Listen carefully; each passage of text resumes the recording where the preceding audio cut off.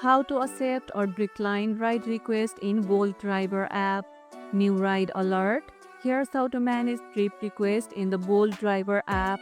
When you are online, incoming ride request will pop up on your screen showing pickup location, estimated distance, and fare. You'll see two buttons, accept and decline.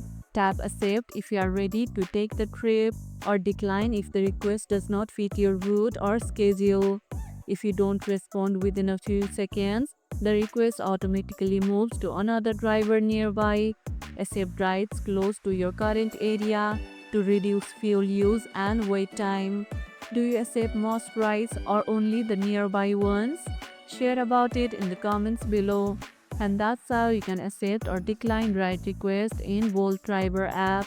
And if this video helped, hit the like button, share it, subscribe, and leave a comment. Thanks for watching, and I'll see you in the next one.